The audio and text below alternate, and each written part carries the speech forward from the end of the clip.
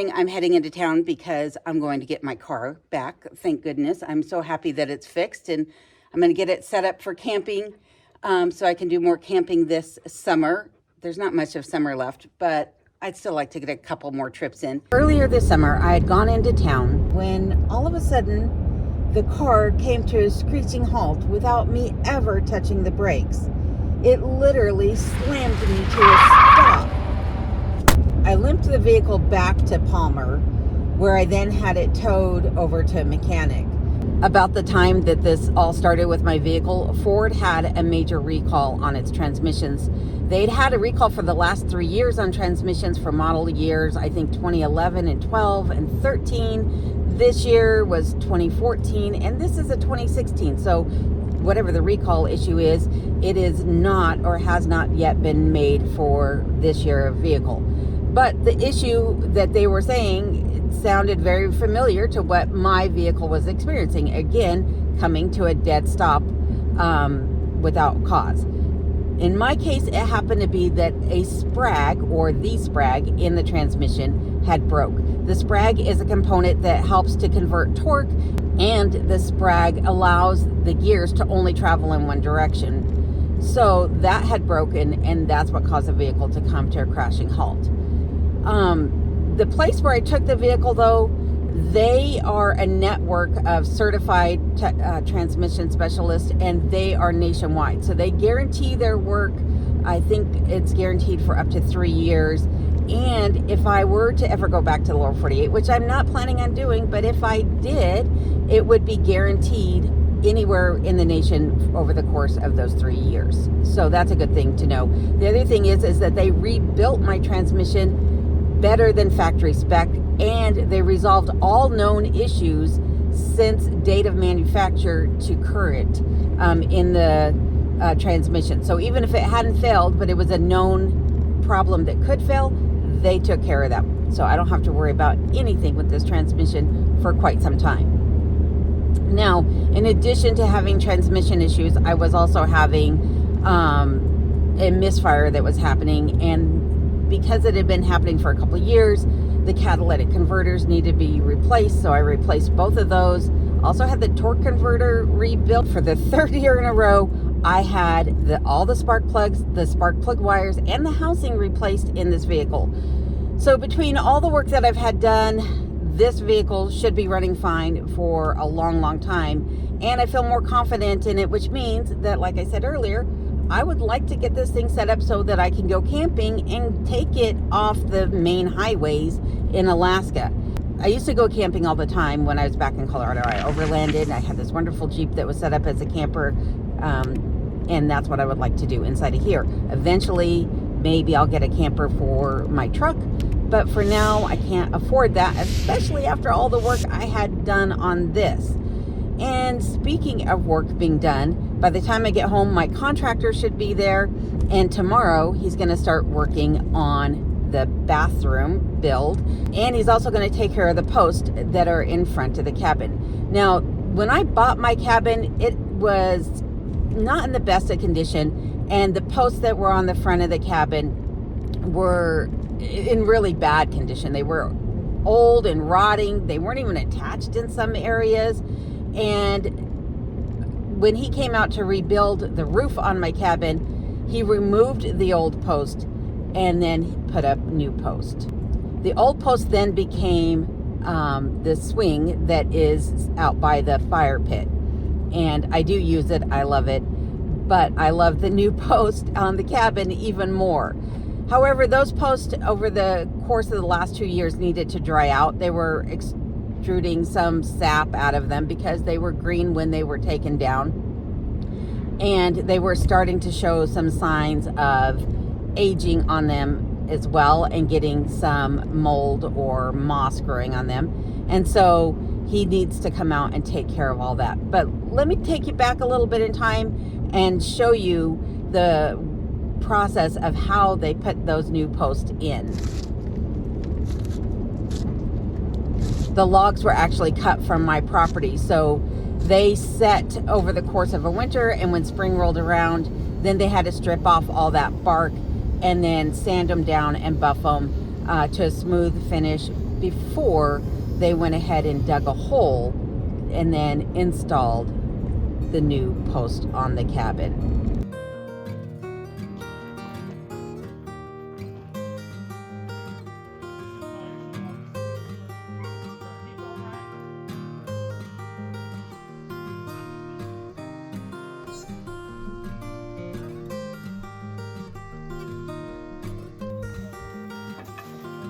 Okay.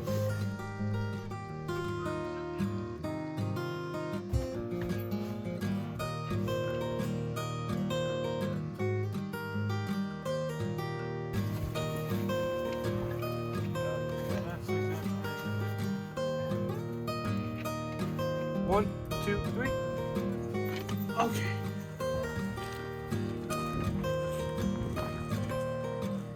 See no power from me.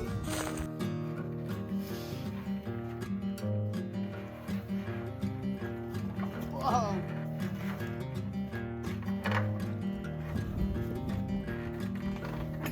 Mister, did it move the base?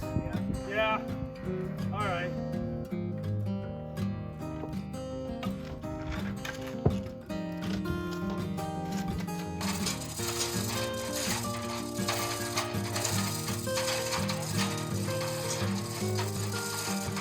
Here we go. Oh yeah. Oh.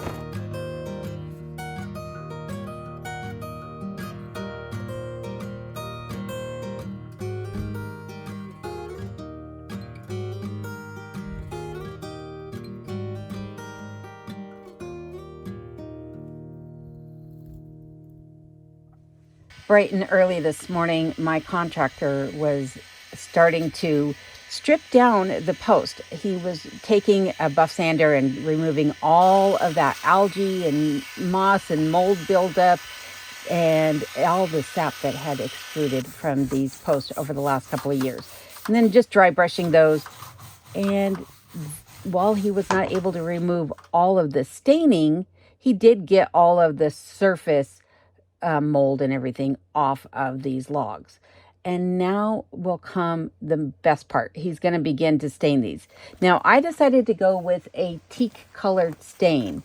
Originally, we were planning on doing a mahogany, but I thought it was just way too red for what my plans are for the cabin. And I thought the cedar was just a bit too light to go with. So I went somewhere in between the two and decided to go with teak. Now, he's going to take the course of a couple of days to finish staining, doing multiple coats on here, and then coming back and sealing all of these posts. Now, this should last for a couple of years before I'll need to reapply some sealer to these. But remember, this is what the cabin looked like when I first bought it. This is what it's looked like for the last couple of years. And this is what it looks like now. Now, there is still a lot of work to be done on the cabin because it needs to be sanded and stained or painted.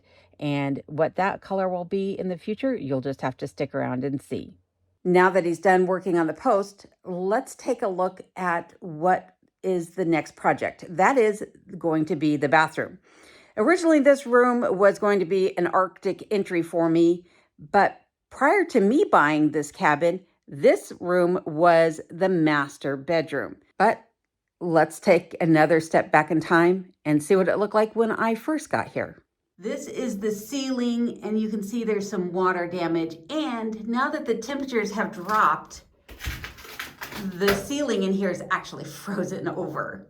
That is ice that you're seeing. And the floor is what you're hearing creak underneath me. These tiles have popped up and they're breaking as I'm stepping on them. And you can see that there's some water damage still over here on the floor. Old peel and stick tile. It's got a support beam going right up the middle of it. It's got a makeshift closet in here. So that's the ugly side of it. The bad side is that it has water damage, both top and bottom. But then the good side about this room is 16 by 17. Originally, this room had a flat roof on it, and my intention was to raise the pitch of this room so that water would shed off of it and no longer be able to come along this seam and enter the room. And that's exactly what I did when I had the roof replaced. But let's get back to what needs to be done in here now. Now, before he can lay down the floor in here, he is going to have to take care of some of the issues. And one of them is right here in the center of the room where the old post used to be. And as you can see, it's not level here. So he's going to need to grind that down. And then if we go right across from here, there's a soft spot in the floor and the floor is quite uneven. So let the work begin.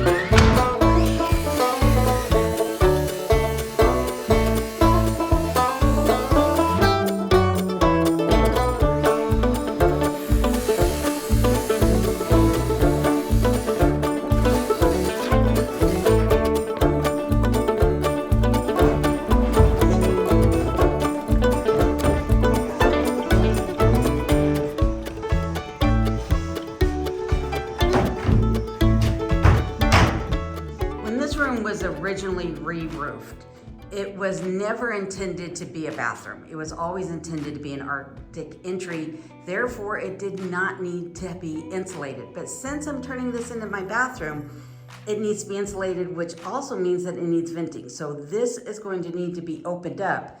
And what my contractor had done previously was just put in some bird screening. Well, the bird screening is just a thin aluminum mesh. And unfortunately, squirrels and the ermine are able to pull that away. And so what I've decided to do in here this time is use these perforated radiator covers, which will be bent to size on the edges there and then tacked into place. This is a bit heavier gauge metal, harder for something to chew through, and hopefully they're not able to pull it out of place or bend it and come inside and nest in the insulation. But all of this is going to get R38 insulation, including these sides that were never here before, because remember, this room had a flat roof before.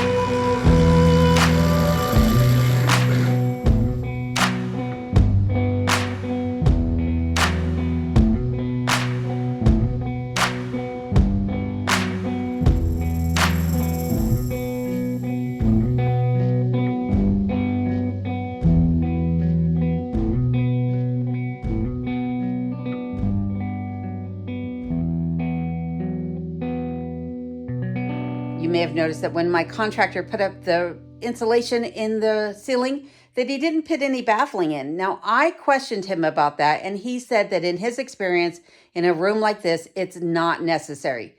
We'll see, but he said, for one thing is that the insulation is not flush against the roof, and gravity is going to hold it down. That's going to still allow a gap in there for air to travel through to get up to the peak where it'll vent out.